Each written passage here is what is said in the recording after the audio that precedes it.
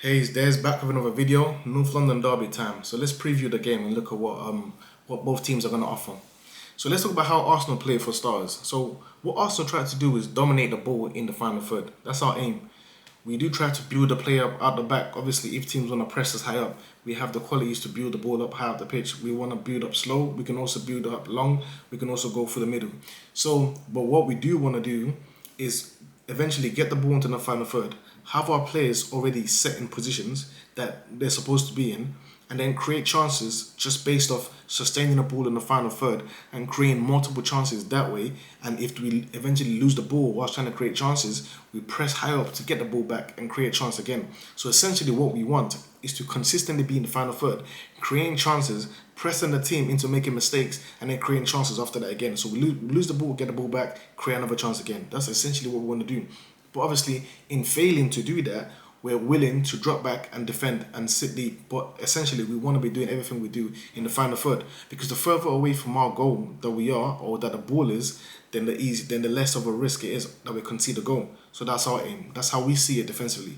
Tottenham, on the other hand, the way they see it is, if they're already organised in shape defensively, if they're already back and if they're already prepared and waiting for the team already, then they're not going to be surprised by anything the opposition can do to them. Because they're already deep already, they can't be, it's difficult to hit them in the counter attack when they're already willing to sit back.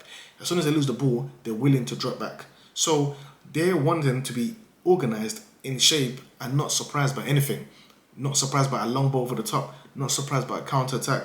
I'm not surprised by any mistake based off the chance whereby the defender's too high up, or they just get caught on a counter because they're not organised. So they want to be set in their shape, which is why they sit really deep, soak in the pressure, and then counter-attack. But they're also willing to play an end-to-end kind of game because they know that they have a front three that can create chances for themselves. They know that if they get into an end-to-end game with most teams, they have a front three that's arguably one of the best front threes in the league. So they understand that they can beat any team, especially if they play the lower teams, in an end-to-end game. So they are willing to get into these end-to-end games against certain teams. But if they can't have the ball, they don't mind sitting deep and soaking up the pressure and then counter-attacking. So that's how Tottenham play, and that's how Arsenal play. Now let's look at how both teams can exploit the other. Let's look at how, for example, let's talk about Tottenham first, how they can exploit us. It's kind of similar to the way of what happened against United.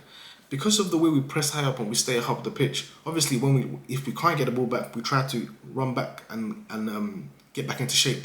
But whilst trying to get back into shape, we're still going to try and press high up first. And in that instant, if we miss our press and if their build-up play is good enough, then they can easily bypass us and start to hit us in the counter-attack, which is what they're going to be looking out for. So they're going to be looking out for, once the ball is lost and we're trying to press the ball, instantly they're going to be looking to the front three and looking to the defenders and their midfielders to be able to bypass our pressure and get the ball over the top to their front three. Whilst with us, we know that it's not going to be difficult to pin them back because they don't mind being there. So with us, what we need to concentrate on doing is, once we are in the final third, we have to be decisive, because they're going to be organised. They're not going to make too many mistakes. There's not going to be too many gaps in there. So when we do have the ball, be decisive, and when we do eventually create chances, because we may not create many, so when we do create chances, we have to be decisive and take them, the chances that come. And also, when we lose the ball, yes, of course we want to press, but we have to be a little bit cautious with that press, because at the end of the day, if we try to press and we can't get that ball, the back five, which is Tierney, which most likely will be Tierney, Saliba, Gabriel, and Ben White, they have to be, and hopefully Partey can play in that game as well. They have to be really switched on, to the sense that once the front three or the front five try to press, if the ball can't be got immediately, they have to immediately get back in position, and they have to start keeping an eye on the likes of Kane, the likes of Son. If it's Richarlison or Kulusevski, they have to keep an eye on them. So to ensure that we don't just get caught on the counter like what happened against United. Because what happened against United was, the moment you're late to one press, then it just becomes a whole domino effect, because you're late to this, then you're late to that, then you're late to that. We need to be switched on. We need to ensure that we're aggressive with that press, and we're not too, and we're not too over the top of it. We're not, because if we're late to one, immediately, once we know we're late to one, the other players need to be able to recognise that and understand that they have to get back in position immediately and close that gap. Because you can't be late to a press and then think that the likes of Kane and Son are not going to exploit you. So that's what we need to do. We need to be switched on, be aggressive with our press, understand what's going on, and we need to be a bit cautious to when we miss the press. I'm not saying we should be cautious for going to try and press, because if you're cautious of pressing, you're not going to get it in time. We have to be aggressive with our press. We have to be early with the press. But if we realize that we're missing it and we're not getting it in time and they're about to bypass us, then we need to be cautious. You can't just we can't be complacent and feel like, oh, we missed this press and we missed the second one, or we're gonna get the third one. No. Once you've missed the first and the second one and we're not in time, in shape, we have to get back into shape, because we're also good at defending in a deep block as well. We've shown that when we have to sit deep and be organized. We did that against Man City last season at home until everything fell apart. When we show that we can, when we know that we can sit deep and do that, then we have to do that. If the situation is there, we need to be smarter than we were against United. And when we do have the ball, as I said, we need to be decisive. For Tottenham, they just have to be organised in a shape as they normally are and try to hit us on the counter-attack.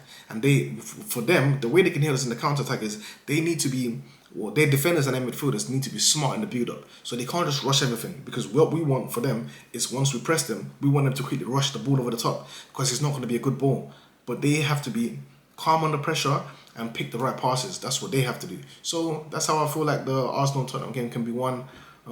Looking forward to that game. For me, I feel like it's going to be one of the best games. I've always felt like this North London Derby has been one of the most exciting games. I think the only game that comes close is probably City against Liverpool.